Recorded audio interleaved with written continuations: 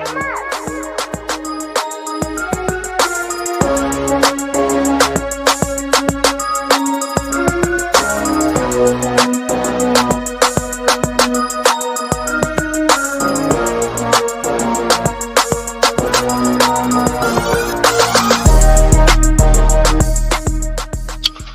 up, everybody? Welcome to another episode of Full Metal Analysis.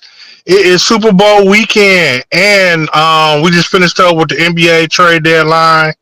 We'll get into that a little bit later, but before we get into that, the Lions looks like it's got a revolving door right now, man. Coaches going out, coaches coming in.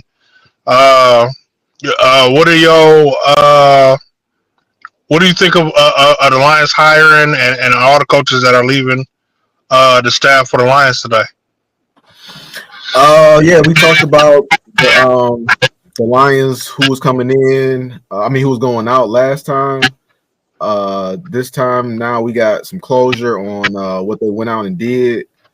But yeah, they brought in a defensive coordinator and an offensive coordinator. Their defensive coordinator, we talked about it. They just went on and promoted from within. Who was that? The linebackers coach? Shepard, yeah. So they promoted Shepard. Yeah, I kind of expected him to do that. I mean, he looked like the best hire, and the guys love him. He seems like a solid guy, man. I like Shepard ever since I've seen him on Hard Knocks that first year. Dan Campbell took over, and he's had time to train up on the AG. So I think that was a good hire. Yeah, my only concern is that I don't want it to be exactly what AG brought. I do want to see a little bit different scheme. I do want to see a little bit a different philosophy on the field. So hopefully he puts his spin on it, and it's just a slightly different spin. But like I said, man, I just need to see more pressure, more sacks. That's my goal, man. If you can give me more pressure, more sacks, then I have no problem with the higher promotion, I guess you would say. And then I think he'll have his own spin on it, man. He seems like a guy that is his own man. He talked about it a couple of times, like he was ready. You know what I'm saying? He been preparing for this, and he was ready to take over. And he's the guy that had the famous quote, "The best player is gonna play." You know what I'm saying? Y'all veterans letting the rookie come in here and take y'all spot. I want to put y'all on the field. But, the rookie's playing better than y'all. I like his mindset. I think he'll bring something a little different. Even though he learned on the AG, I think he'll bring his own mindset to the team. So, I'm all for it. Definitely hope so. I'm excited to see what it looks like. The more, not controversial, but the more polarizing hire was the John Morton hire. From what I hear, John Morton is a very good offensive coordinator, but he's a little, I guess, prickly was kind of how I kind of interpreted it. He's a no games, no nonsense type of guy. He's gonna give it to you straight, but at the same time, he gets results. So, what this new offensive system is gonna look like under John Morton. That's what everybody wants to know, because we bringing back everybody from last year. It would seem, and will he be able to take the keys from Ben Johnson and keep this train going? Well, the players are in place. We pretty much got a system already. The players pretty much know what they're doing. I mean, I don't see him tweaking it a whole lot. Dan Campbell already said that he wants a similar situation. So I'm sure he'll have his, the things that he'll tweak and everything. My concern with what you just said is, will he get along with the players? Because one thing that Ben Johnson had was he had a rapport with the players, and he kind of, he worked with them, but he kind of let them, do things that was customized to the player and not to my will. This is my way or the highway, and I hope that this guy can find that same rapport with the players. especially with guys like Randall L. gone. Yeah, when we talked about Ben Johnson leaving, I said that my main thought about that was that you're going to see a lot less trick plays, and with this guy having the reputation that he has, I fully stand behind that. I think you're going to see them be even more physical than they were last year. Um, I'm interested to see how they implement JMO. You know, we honestly felt like JMO had 1,000 yards last year and he had a good season. But every game you could go back and look and be like, man, we could have got more JMO out. We could have got more out of JMO from this game. And so, Denver had Cortland Sutton, who's a fine receiver, but if he's able to if he was able if he played a big part in Denver's success passing the ball last season, then I'll be excited to see what he could do with the roster that we have here. Yeah, I'm excited to see what he can do. Now, I don't know a whole bunch about him. I know he was here with the Lions for a while. I know he went to Denver. I want to say he was with the Saints for a minute. I ain't for Yeah, I sure think about that's that where one. him. No. Yeah, no, I heard that's Okay. where him and Dan Campbell, essentially started off together. Yeah, but man, essentially, man, I trust Dan Campbell's decision making. He's made good hires in the past, and when the hires that he makes doesn't work out, he's quick to change it. So, were there any more new hires? I don't know if I heard any about anybody else. Yeah, they've been trickling guys in here and there. The latest one was a assistant. I think he's like the assistant passing game coordinator. Bruce Gradkowski, former player in the league, played in the league for a while. Most memorable, I think he played for the Oakland Raiders at the time. Not a great player by any means, but just a lot of NFL experience, kind of like Mark Brunell.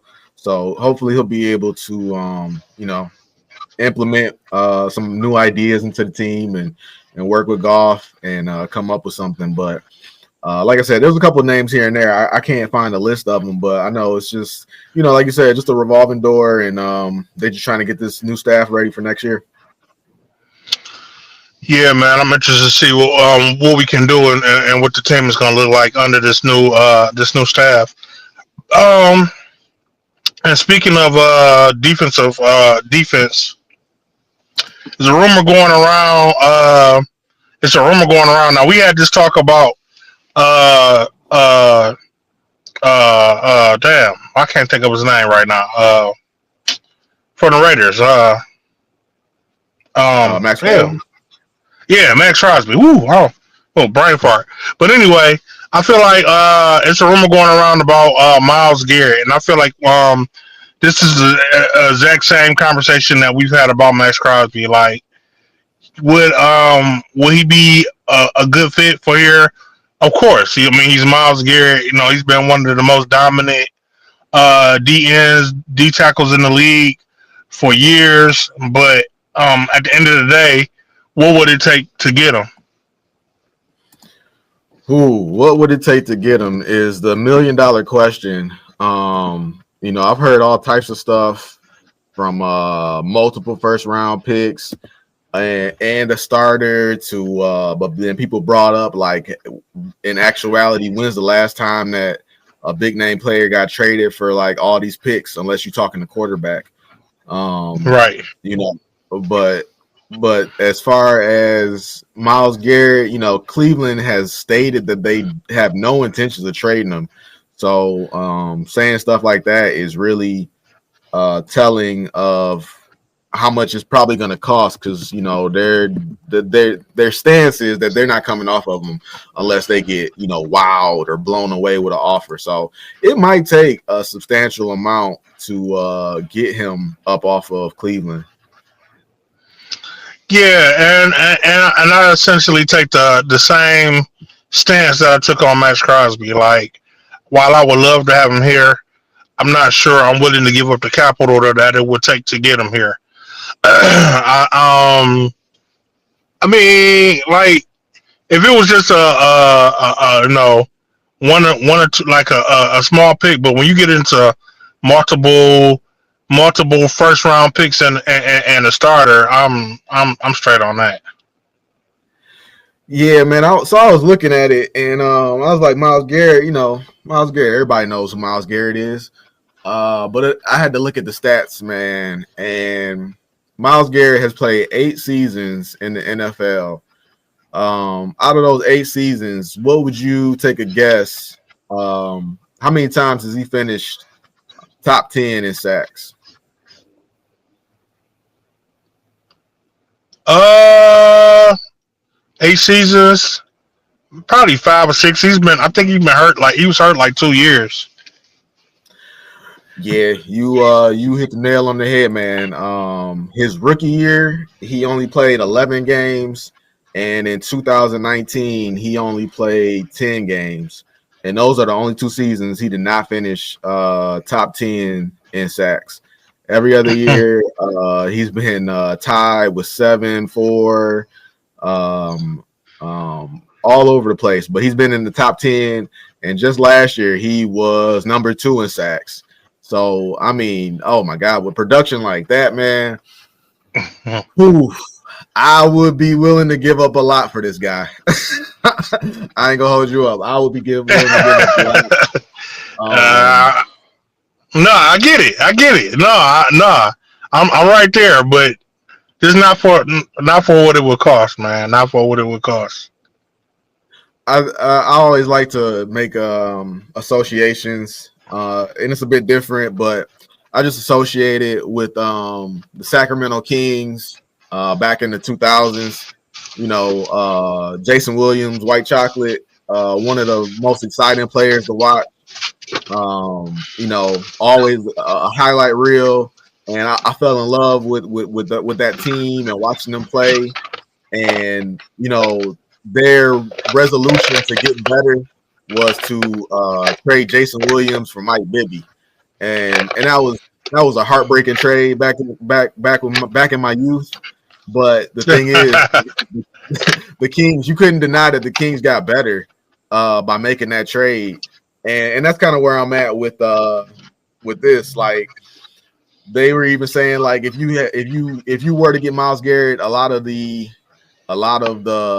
trade scenarios got one of our young talents. Hendon Hooker is on. I've seen Hendon Hooker in a scenario. I've seen Sam Laporta in a scenario. People were throwing out like Kirby. Oh no, that was about re-signing Kirby. But yeah, man, if we had to package in one of our young guys, I'd even go as far as do that. Now, I wouldn't do Gibbs and I wouldn't do Sewell, but yeah, if it was like a Laporta or a Hooker, even J-Mo was in there, man, and I would hate to see J-Mo go, but bro, like, your boy Amon-Ra St. Brown, he said it on his podcast. If you had Hutch and Garrett on that line, he said you wouldn't even need cornerbacks. Yeah, I mean, like I said, I see the advantage, man. I value them picks, man, because just like Neil Rule says, man, the most dangerous weapon the Lions have is Brad Holmes with a draft slip in his hand, man. Detroit